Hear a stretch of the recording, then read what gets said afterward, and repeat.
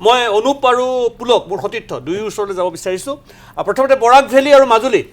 অনুপ নিশ্চয়কৈ সুনীল কুমাৰ মই এটা কথা ক'ব লাগিব যে বৰাক ভেলীৰ শ্ৰীভূমি হাইলাকান্দি আৰু যি কাছাৰ সেই কাছাৰৰ ফলাফল যদি আমি ক'ব যাওঁ যে কাছাৰৰ ফলাফল কিন্তু যথেষ্ট লেহেমীয়া হৈছে কোনো ধৰণৰ ফলাফল বা আচলতে জিলা পৰিষদৰে হওক বা আঞ্চলিক যি পৰিষদ আছে আঞ্চলিক পঞ্চায়তৰ যি ফলাফল সেয়া সম্পূৰ্ণৰূপে অহা নাই বা তেওঁলোকে যিসকলে জয় লাভ কৰিছে তেওঁলোকৰ তথ্য বৰ্তমানলৈকে ভালদৰে অহা নাই কিন্তু শ্ৰীভূমিৰ যদি আমি ফলাফলৰ কথা কওঁ যে বৰ্তমানলৈকে আঞ্চলিক পঞ্চায়তত 10গৰাকী জয়লাভ কৰিছে বিজেপিৰ তাৰ বিপৰীতে 5গৰাকী কংগ্ৰেছৰ আৰু ইণ্ডিপেণ্ডেণ্ট 2গৰাকী গতিকে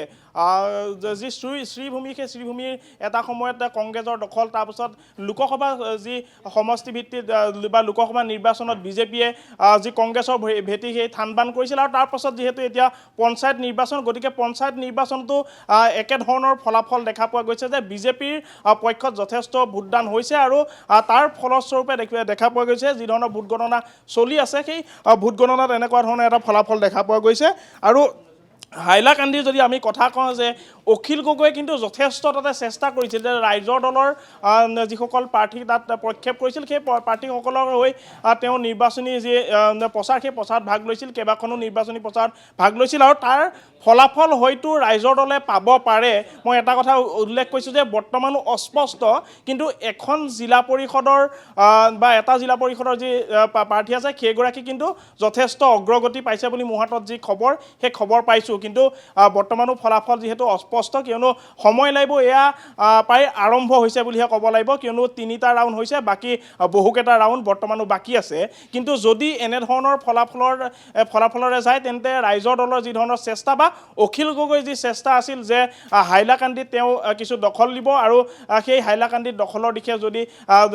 জয় হয় তেন্তে তেওঁৰ চেষ্টা সফল হ'ব গতিকে সমান্তৰালকৈ আমি যদি চাওঁ যে হাইলাকান্দিৰ যি আঞ্চলিক পঞ্চায়ত সেই পঞ্চায়তৰ 6টাকৈ আসনত বৰ্তমান বিজেপি আৰু 3টা যি আঞ্চলিক পঞ্চায়ত আছে তাতে কংগ্ৰেছৰ আৰু দেখা পোৱা গৈছে যে এটাত নিৰ্দলীয়া গতিকে তাৰ সমান্তৰালকৈ আমি TMCৰ এটা আসন দখল কৰিছে কাছাৰত গতিকে এনেকুৱা ধৰণৰ ফলাফল গতিকে পুলক আছে পুলকে উত্তৰ অসম মাজুলী পুলক মাজুলীৰ খবৰ পুলক নিশ্চয়কৈ শেহতীয়াকৈ যিমানখিনি আপডেট আহিছে আমাৰ হাতলৈ মাজুলীত প্ৰায় এক প্ৰকাৰ ক'বলৈ গ'লে বিজেপি দখলত বুলি ক'ব লাগিব 4খনকৈ ZPCৰ যিহেতু এটা আসন আছিলে 4খনৰ 3খনতেই ইতিমধ্যে আনুষ্ঠানিকভাৱে বিজেপিৰ প্ৰাৰ্থী জয় হৈছে বুলি আমাৰ হাতলৈ খবৰ আহিছে আৰু 4থগৰাকী যি প্ৰাৰ্থী তাত বিজেপি প্ৰাৰ্থীগৰাকী অগ্ৰগতি হয়তো কিছু সময় পাছতে সেই আনুষ্ঠানিক ঘোষণা তাত হ'ব আৰু বাকী যি 20টাকৈ আঞ্চলিক পঞ্চায়তৰ তাত সিট আছিলে সেই তাত দেখিবলৈ পোৱা গৈছে 18টাতেই বিজেপি যি প্ৰাৰ্থী প্ৰক্ষেপ কৰিছিলে বিজেপিয়ে তাত শেষৰ হাঁহি মাৰিছে এগৰাকী কংগ্ৰেছ আৰু এগৰাকী তাত অসম জাতীয় পৰিষদৰ বুলি জানিব পৰা গৈছে গতিকে এইখিনি হৈছে শেহতীয়া খবৰ কিন্তু তাৰ মাজতে এটা খবৰ আহিছে উত্তৰ অসমৰ বিশ্বনাথ চাৰিআলিৰ পৰা বিশ্বনাথ চাৰিআলিত কিছু সময় পূৰ্বে আসলে নিৰ্বাচনী হিংসা হৈছে য'ত নেকি বিজেপি সমৰ্থকে প্ৰহাৰ কৰাৰ এক অভিযোগ আহিছে আক্ৰমণ কৰিছে যিগৰাকী পাৰ্টি জয়ী হৈছিলে তেওঁ পুত্ৰক আক্ৰমণ কৰিছে তেওঁৰ ঘৰৰ সন্মুখতে সেই ঘটনাটো সংঘটিত হৈছে 21 নং বুঢ়ীগাঁও এৰাবাৰী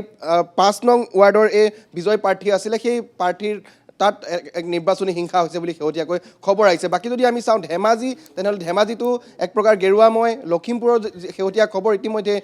অমৰেন্দ্ৰ ডেকাদাই সেই খবৰখিনি দিছে অৰ্থাৎ উত্তৰ অসম গেৰুৱাময় হয় পুলক উত্তৰ অসম গেৰুৱাময় হয় নিশ্চয়কৈ গেৰুৱাময় বুলি ক'ব পাৰি উত্তৰ অসম বা উত্তৰ পাৰ ধন্যবাদ জনাইছোঁ